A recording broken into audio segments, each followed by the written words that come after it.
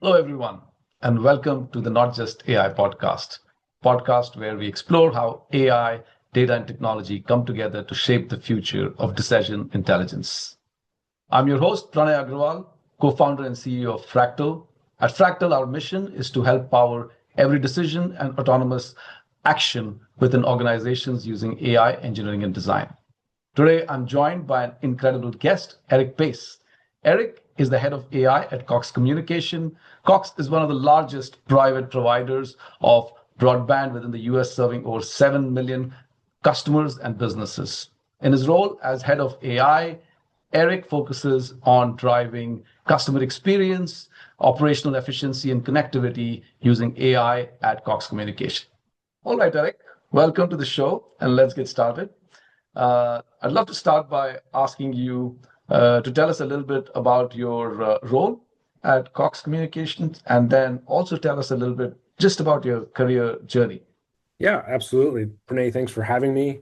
Yes, of It's always a course. pleasure to talk to you and all of my friends at Fractal.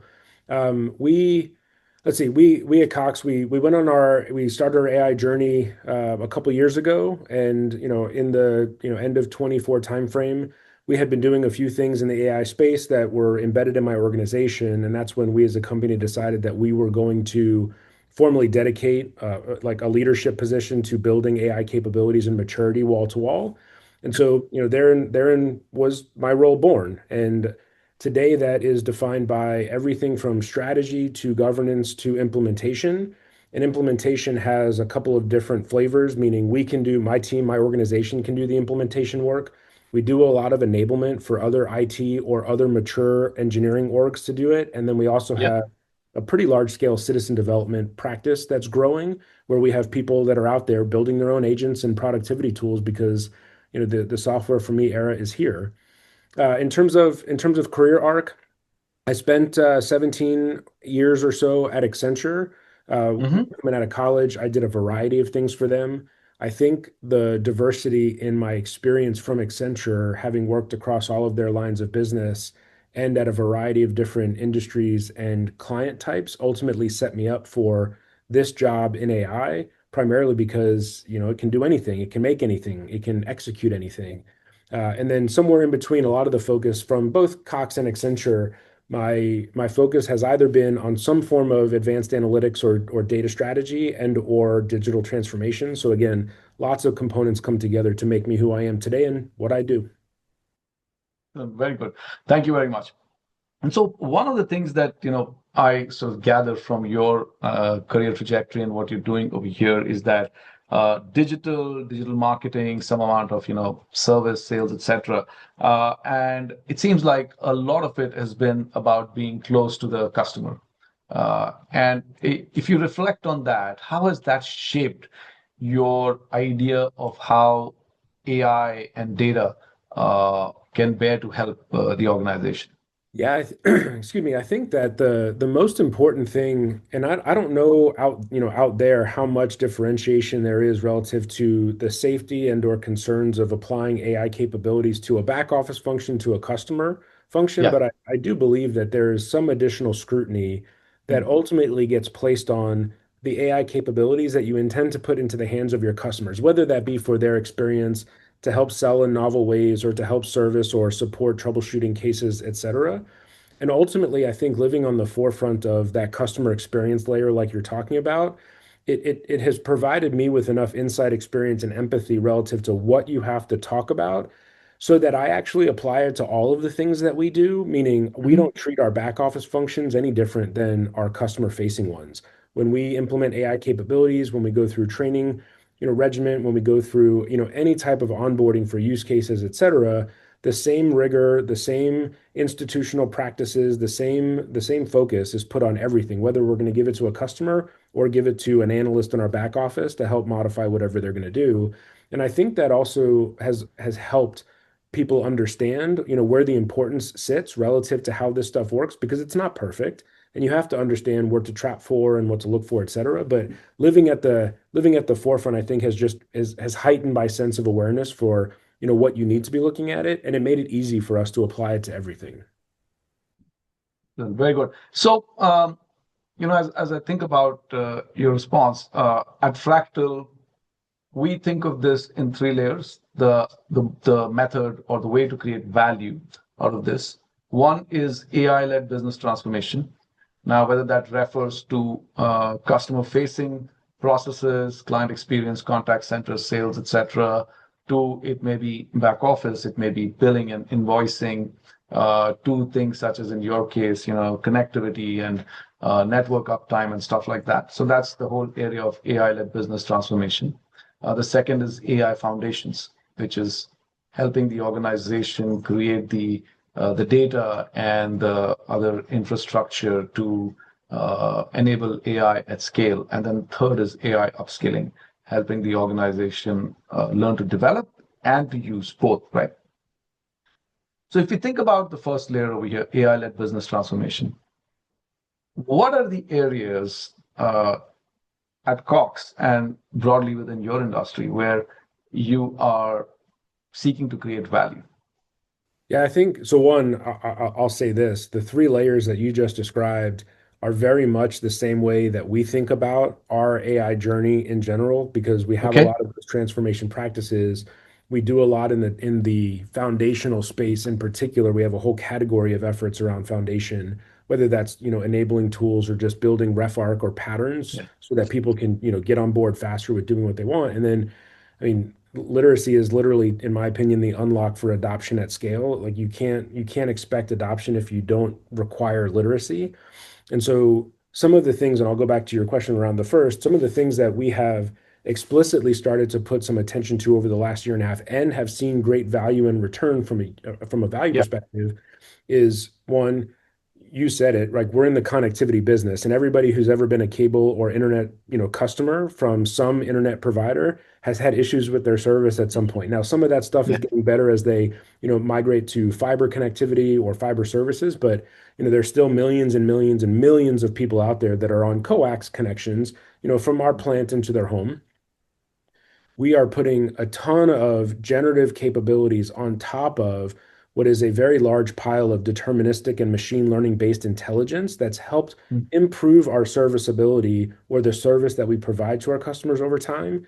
And now with some of the generative features that we can either apply to processing data in different ways, making some of the invisible insights more visible to us in our back office helps with, things like prioritized routing, root cause identification, ticket rationalization, multi-customer outage type, events. All of that is now much more possible than it has been in the past. And we've actually seen some of our service metrics improve to points that we've never seen better in the past.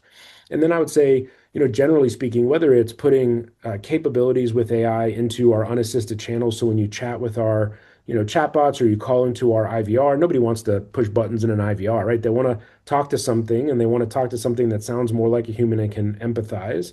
All of that is being infused with not only the intelligence of being able to facilitate conversation, but also some of the stuff that we are working on together in the back office for what I call AI curated data. Because now we can run inference on large data sets. We can, again, expose insights that we never had before to other agents that are facilitating interactions with our customers in a much more generally aware and empathetic way to what the customer situation is, what they're going through, what they've tried, what might work, et cetera. And then the rest of it in terms of general enablement are, trying to help transform the way organizations look, the way they're structured, what their goals are, the tools that they're using. I heard today that one of the marketing tools that we put in place, a thing called Cami, which is basically content generation for white papers, social campaigns, and email campaign distribution. There's only 38 people on this team, and in the last, I think, 8 weeks, they've already put out something like 4,000 marketing emails. They've generated 700 different white papers that are all industry or product specific, and a whole Yep. bunch of other campaign stuff. Like we could never operate at that scale in the past ever without some of the Yeah. tools that we have. So transformation runs broad from wall to wall. Right. Excellent. So, you said something at the beginning, which is that generative AI capability is sitting on top of ML models. And that is very interesting and exciting. Could you shed a little bit more light on that? Yeah. So let me give you an example, maybe based on some of the marketing stuff that we're doing. We have other examples in the network, et cetera, but like a very basic one that I think is generally digestible by anybody that doesn't work in anything specific. Um, we have consumer analytics teams that for years have produced churn metrics, right? You have a Yeah, machine learning model. That model's yeah, purpose is to, yeah, look at a bunch of data, and then it says, Pranay's propensity to churn is X. We put you in a ventile, and we determine, basic treatments based on yeah, how likely you are to churn. But yeah, now imagine if you take that churn metric and you expose it to a whole set of other agents that are looking at different types of context around the situation that Pranay is in. What we can do is we can say, okay, while propensity to churn may be high, the specific situation may be, fixable, treatable, or other in a way that we may not have used before, right? Churn is high. Typically, we just say, we'll give you a deeper discount. We're going to try to keep yeah. you happy for now. But now, with the context and situationally aware capabilities that some of these agents and inference bring to the table, we can make smarter decisions around how we want to treat propensity by putting generative AI on top of those models. Does that paint a Yeah, picture? excellent. I think that's fantastic because what the ML models are doing, they are highlighting a particular, insight or a particular event probability. And now That's the right. question is, what do you do with it? And of course, there is one more method that, we can again go back to creating insight, through some data churning, etc. And the other possibility is that the generative AI applications can extract that insight for us from the context and tell us maybe in an automated fashion what to do, and in some applications even execute those on autonomous basis. That's right. That's right. Yeah. Okay, great. I think that was fantastic. Staying on still on the business transformation part, let me ask you this, which is how much of the effort within your organization right now is focused more towards driving more customer experience, improving customer experience, driving revenue versus how much is towards efficiency and cost? Yeah, that's a good question. So business transformation for us spans three categories, right? And they're Hmm. going to be obvious to you based on what we've said before, but just for the audience's sake, we have a pile of use cases in growth, which is revenue association. We have a pile of use cases in expense, which think about that as, managing our own OpEx profile. And then Yep. experience has its own category. And then our fourth is that foundational layer that sits underneath. Hmm. I would say we are pretty evenly distributed across those three categories at the top: growth, expense, and experience. And I say Hmm. that because when we started this journey, our CEO came to me and said, "Hey, listen, we're in an industry with a lot of pressure. We've got our own constraints as a business. I really, really have like a high tolerance for what you want to go try. Hmm. However, the rest of the world may not. And so we've got to get focused, right? We've got to get Yeah. focused because we don't have a lot of time, we don't have a lot of money, and we need to see some impacts. Yeah. Check. And so his Yeah. request was take a little bit of extra time up front and do the Hmm. diligence to make sure that we're not going to have 1,000 flowers that bloom instead of, planting big trees that will grow big value. And I said, okay, great. And so I have the luxury of having a team that spans, disciplines like research and development, core AI engineering, product and product strategy, and a few others for infrastructure, et cetera, that Hmm. get together when we look at the use cases that we've got. And because of the scrutiny that we put on either a build versus buy metric or a build versus buy decision, or even whether or not we want to do the use case, which that governance thing that I mentioned in the beginning, they've given me full autonomy and control over the decision around whether we do any use case anywhere in the company. And so that makes it very easy to apply Hmm. consistency in our framework. But what the result of the diligence that we do up front with our experience and the fact that we run pure governance on top of it all has allowed me to say is most companies that I meet, 5% of their use cases deliver value. For us, 95% of the things that we've done have delivered value. And when I say value, I mean either top line or bottom line moving metrics that the CFO is looking at me and saying, I don't need business cases from you anymore. I just need you to go keep doing work. Excellent. I mean, that's amazing. And so, how frequently do you report back your success metrics? Is it a quarterly event? Is it an annual event to say we moved experience by X, we were able to drive revenue by Y, and bring cost out by so much? It's a good question, and this I think also goes back to, you'll appreciate this, right? Like in Yeah. the consulting world, you get used to having 1,000 bosses, and so when you have that many leaders that all have different expectations, the answer to how often I have to report is, I don't know, everywhere from every 5 minutes to every 5 months, and so it depends on who's asking. We do have an audience with our C-suite that Hmm. runs, roughly every 4 to 6 weeks. They want insight into some of the things that we're doing, what value we're creating, how we're operating against our spend profiles. And then twice a year, the story ultimately goes to the board. And the board stories relative to either focus or value are shaped by whatever the priorities of that particular presentation or the story of the day might be. And then somewhere in between, it's almost like a daily thing where we're reading out on something to somebody for something.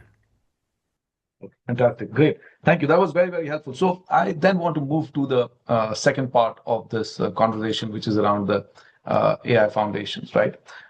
Because what we see and what we hear is that a lot of organizations are struggling to move from pilots to implementations at scale to drive value at scale.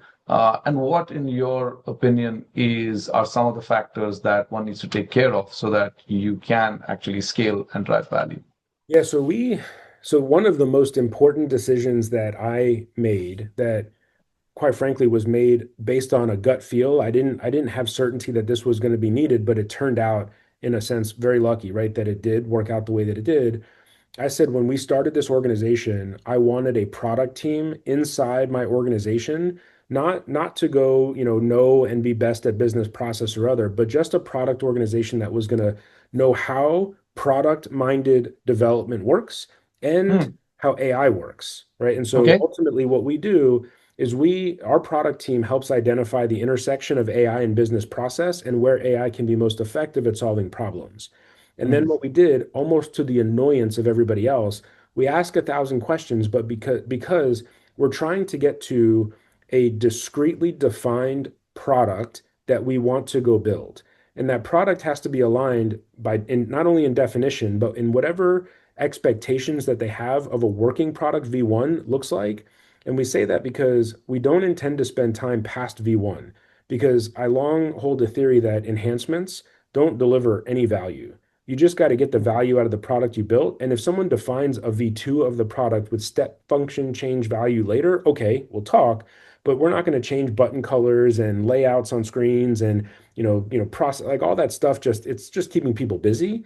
And so when you define a product at the onset, and then you say Hmm. we're going to spend a month getting to a prototype of the product, knowing that we had certainty of that prototype coming in. We know it'll work, but we're going to give the business or our stakeholders a chance to look at it, say, yep, this is going in the right direction. 2 months in, you're assessing whether or not you think this thing is going to actually deliver against the metric movement that you want to see.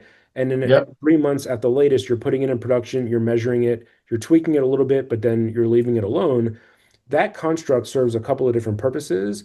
It radically aligns expectations up front, right? And we're doing all of the data assessment and validations before that time starts, but Yeah. it radically aligns expectations, but it also constrains the type of products that you're going to build to things that can be done in 3 months or less, which is important because in this space in particular, if you're working on something for more than 3 months, the technology has outpaced you and you would have replaced it at this point anyway, you're taking too long. And so the size of the prize is relative to the amount of effort you put in, but we still maintain, our ability to get to bigger value items, despite the fact that we've got, no more than 3-ish months of development to get to a V1 of any one thing that we're doing. And so far, almost everything that we've done is fitting into that model.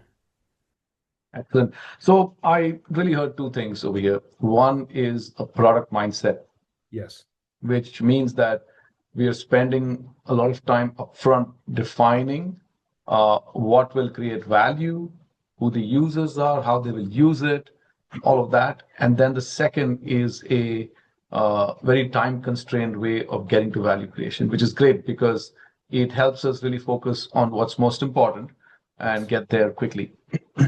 you got it. And that is, I would say, in as much as saying, uh, I'm defining the parameters of what we're constructing, how we generate value from that, and so on. if you think about the development part of it, that they're now you've got the product team, they're going to develop it, etc. Uh, are there some specific investments, some things that you're doing foundationally that are helping them do this job more easily? Yeah, a couple of things, and I'll be brief with the answers because I think some of them are self-explanatory. Yeah, One, sure. I have the luxury of embedded infrastructure and cybersecurity resources on my team, right? So those Okay. partner organizations have given me resources dedicated that help with the cycle of introducing platform and foundational like capabilities. And so I think we've actually opened up access to more things than most companies. And so, as an example, if you want windsurf, you can go windsurf. You want Cloud Code, you can go Cloud Code. You want to have an on-premises environment in which you have open source models and access through, our platforms managed in our infrastructure to go explore and figure out the best ways to do things before you migrate to either one of our cloud environments or one of our foundation models. We provide wall-to-wall capabilities that allow anybody to go do anything, and we have the ability to monitor, observe, and govern everything that happens at the Mm, AI application layer all the way up through our network. And so because we have the maturity relative to managing the full landscape, we can allow people to do more, give them the freedom to go explore, and it helps them come with more refined and or ready use cases when they want to go do something. And so we're very lucky in that respect, but the foundation is broad relative to what people can build on here. I see. Excellent. So not just the data foundations or cybersecurity and stuff like that, but enabling them with the tools that will help them be more productive and yeah, the latest tools and all of that stuff. That's excellent.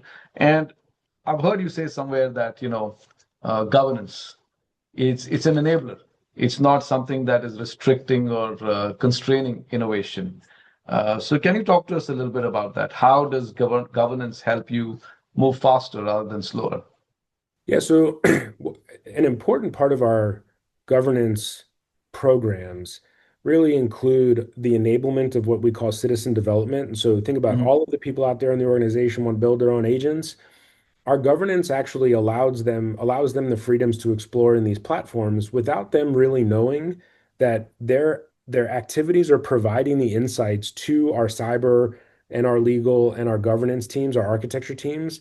They're providing insights into what is going on out there that we should be worried about because they're operating in a managed platform. And so because we took the time to set up all of that monitoring and observability, within the environment between, the start and end of our network, we see what everybody's doing, right? We see all the inference calls, we see all the returns, we see the platform activity, we see the logins, we see all of it. And Okay. so a lot of times what's happening is people are freely roaming and they're innovating their way around some things and they're doing some very novel, crazy, bad stuff. Right. But we also then don't go put them into a position where they're in trouble. We Yeah. reach out to them and we say, hey, why did you do this thing this way? And they answer the question and we say, okay, we really don't think this is safe. And I'll give you a great example. One of the guys in our infrastructure teams who manages our Azure environments for all of our like virtual desktop instances, et cetera, they have like a monumental amount of reporting that they have to do, and they have to go get metrics out of Azure for 1,000 different things. Well, Mhm. this guy realized that he could take a bunch of the standard logging and monitoring that comes out of those virtual environments. He can pump them into Claude Code.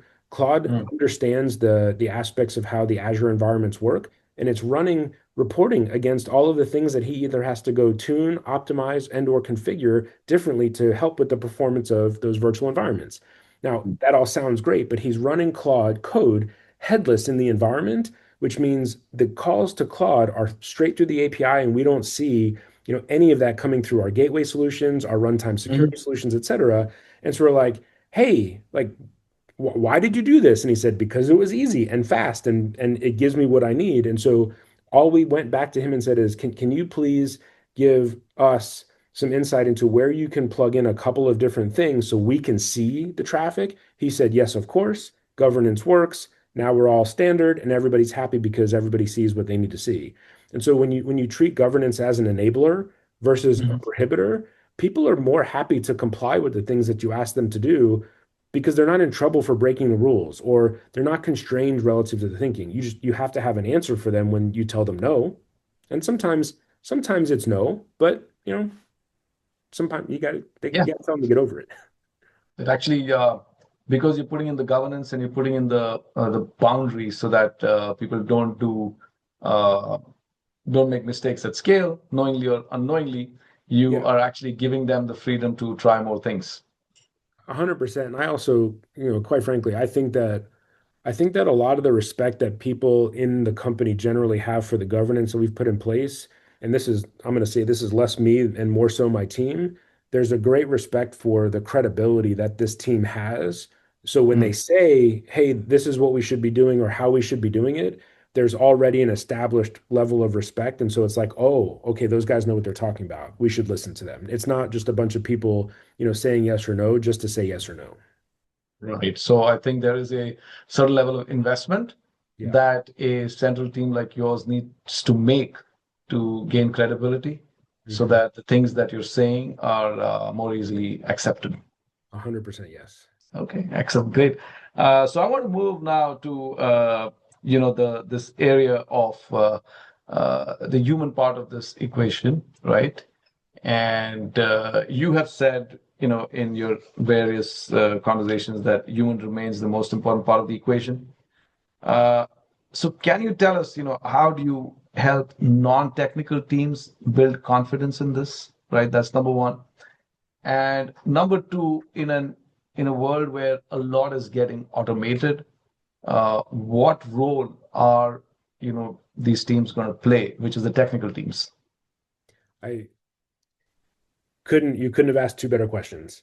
So the first one in terms of the non-technical people, one, we provide a lot of material for people to understand. Like a lot of times it's just where do I get started? And then Mm. ultimately what happens is as soon as someone gets started and they realize the potential that they now have in front of them, it's almost guaranteed that they all start to experience fatigue. They just wear themselves out trying to figure out how to now go make the most of what they are trying to do. And so Mm. a lot of what we do are workshops around, and our workshops are either one person or 5,000 people. It doesn't matter how many people want to come. We're willing to talk to everybody, but it's workshops around how to think about starting to introduce AI into your life cycle, into your work cycle, Okay. and Hmm. how to apply it to the problems that AI can help you solve. And we have Okay. some rubrics that we hand out and say, look at this grid. If you're in this area, AI is not going to help you. If you're in this area, AI can start to help you. And then Okay. in some cases, we offer some ideas if they don't know where to get started. Like, as a great example, anybody that has no idea where to start, I tell them we have N8N, which is an open source agent building platform workflow tool that you can have AI capabilities in. I say, go take some pictures of the clothes in your closet and have your AI agent go check the weather and then come back and recommend what you should wear that day. Right? That's a perfect example of using some AI and some inferencing to make a decision on your behalf. Hmm. And that gets the flywheel moving. And then you start to think about work-related use cases, et cetera. And so you just have to keep reminding people that whether we're just getting you started or whether we will literally sit with you and help you build something or give you ideas for how to think about it, you just can't put yourself in a situation where you're at this 23 hours a day and you're losing sleep. You've got to, one, keep talking to other people because the humans in your life will provide you some energy and some Yeah, yeah, yeah. inspiration to live and keep going. And so some people need a reminder of that. Yeah. And I think on the other side, relative to what you asked about the whether it's technical integration of the humans or whether it's leadership integration of the humans, at first I wasn't a fan of this, but I now am almost like fully embraced and adopt our B2B marketing leader, who's one of our best stakeholders. She came and said, "Hey, listen, like I know you guys keep telling me we've got to identify the right places, and this is a couple months ago, the right places to put human in the loop, et cetera." She's like, "I don't want my humans in the loop. I don't want my humans to figure out where they have to fit into the AI process. I want them to be more like humans at the helm, and I Mm. want them to understand that they still have ownership and control over the entire flow." And they're checking on certain aspects of what these AI things are doing, and it's giving those people more confidence in working with the AI, and it's giving them more comfort in the AI being a part of their flow. And now that we're moving to, literally go after a fully agentic prospect to order flow within B2B marketing, the people on those teams are so excited instead of being like, oh no, like the AI is coming and it's going to take my job. It's not going to Mm. take your job. It's going to offload a lot of the activity in a segment of our market that no humans want to pay attention to. And so they're very excited, they're very comfortable, and they feel like they're in control, regardless of the fact that these AI agents are literally making decisions on their behalf. So, in fact, that brings me to my next question, just with, as you know, and I think you answered part of it, but so as you're looking at a lot more of this automation with, various tools and all of that kind of stuff, the agentic AI and the development tools and so on, what role are you seeing specialized AI teams like yours and let's say Fractal playing? Yeah, so there's several dimensions of this that Yeah. are, I think, going to continue to be a challenge for the near future. Okay. One is, it's still amazing to me how few people truly have embraced the opportunity to go do things that they now have general access to. And so I think the COEs that I have, the teams and the partners that we have like you are continuing to produce material. And I don't mean material, I mean working AI applications that are helping inspire and motivate people to go start their learning journey. So that's number one. Yeah. Number two, there's an absolute aspect, and this is where a lot of what you guys are doing with us right now, there's this whole sphere of AI curated data that Mm-hmm. requires engineering and architecture to a level that no citizen developer is ever going to, figure out how to get their way there. Because even when you start to build applications, if you want to do more complex things, you're going to have to get into the CLI. You're going to have to start working with Cloud Code at a different level. You're going to have to understand some engineering aspects of deployment patterns and security and database structures, et cetera.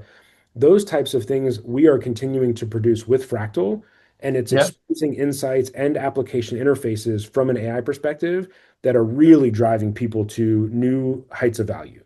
And then I would say the last part of it is, no matter how much you enable in that software for me realm, there's always going to be a number of things that any company and any enterprise is going to want to do that require some integration with your back office corporate systems, your systems of record, your billing applications, your, this, that, or the other. And Mm. if you have governance in place in the right forms, you're not going to allow people to just wildly MCP or integrate their way into your billing platform, because you will likely end up with a nightmare. And so there's still the need for some rigor around how enterprise development works. And that's where either my team and or, Fractal come in to say, when we want to go put a use case in place that does, integration or interaction with systems of record, you want to write back to systems of record, we need an enterprise process put around that. And that's where we need the Fractals of the world to not just help with the creation of it, but you guys bring a ton of experience and insight and ideation to how we should be solving some of these problems as well. And that's what we need you guys for. Thank you very much. So, last question. Okay. All right. What are between one and three trends or developments that you are most excited about as you look forward to the next 12 months? Yeah, so I'm going to say two things. I may get to a third. Okay. So, number one, I have been debating in my head and with other leaders so ultimately, what I said earlier is the unlock for adoption sits with understanding, right? You have to drive Okay. literacy programs to drive adoption. And I think the lack of adoption for a lot of folks in their organization is something around the fact that they don't see their leader doing, using, or having AI in their workflow every day, so therefore they don't think it's okay. And so the question then becomes, for leaders, do you go carrot or do you go stick? Do you tell them, if you don't learn AI and start to embrace and lead by example, you're out? Or do you really have to incent them in order to go do those things? I like I like the stick model. Okay. But I also recognize that you have to have balance in an enterprise in any company. And so Yeah. we're having conversations around how you blend a little bit of carrot and a little bit of stick and then get the outcomes that you're looking for. I think the stick is a faster way to get there, but that's just me. Okay. And then the second thing I am interested in seeing the trend. At some point, I think 6 months ago, I had started to talk about this wave that I felt was coming around agent rationalization, right? You remember the days for the last 20 years, right? We've been talking about app rationalization and helping enterprises, go sort through the 1,000 things that they've got and modernize them or rationalize them, et cetera. Well, 6 months ago, given that everybody was going to start to build agents, citizens were going to start to build agents, I just saw this wild proliferation of agents that were going to be duplicated and triplicated in nature, and we'd have to rationalize them for, the next 12 years. And now I'm actually less concerned about the need for an agent rationalization. I'm actually more concerned about this uptick that is not just here, but going to grow wildly around software for me. Everybody that you give Claude Code to can now go build whatever they want. And in a lot Yep. of ways, you don't necessarily always know what they're building. And so, Yeah. how do you apply the governance frameworks and structure that we have put in place today to an environment where there is no longer an IT organization, but there's, everybody's got an Yeah. everything maker, everybody's got an everything doer. And so how do you put the right type of controls in place? And so that trend of software for me, growing. Uh, and then I said I might get to a third. So here's my third. Um, Okay. It's good. I, and I get it. These are not necessarily technical trends, but I think these are the most fun things to watch. Yeah. The people that sit at the forefront of understanding relative to everything that's going on, they have their own they have their own spectrum as well, right? And so ultimately what's happening is there are a lot of people who have been in a very special circumstance their entire career that have always lived ahead of everybody else in the general population relative to what's going on, how it's going on, and what to do with it. And they're special because of it. And now what is happening is they're having these like existential moments because they're looking at the general population literally encroaching on this special space that they have lived in their whole life and they don't know what to do with themselves anymore. And the front of Yep. that curve is pulling away from them so fast that they can't even keep up. And so it's very fun to watch. Even the most brilliant minds of our day have to go through a reinvention process of what they do and how they do it because everything is being democratized. And so unless you're Yeah. in the top 1% of the 1% of the 1%, you are rethinking your life right now and you're rethinking what you do every day, whether it's at work or at home. And it's never been a more fun time to be alive if you're willing, because I think I heard someone say earlier today, if you don't like change, you're going to hate irrelevance. And that's the greatest way to sum it up. Like these people you're going to have to go put yourself through the motion, no matter how comfortable you've been your entire life, because it's all here and anything's possible. I think that's fantastic. I think you really summarized it so well. Eric, thank you very much. It was a very insightful conversation and such a pleasure speaking with you. Awesome, Pranay. It's always a pleasure.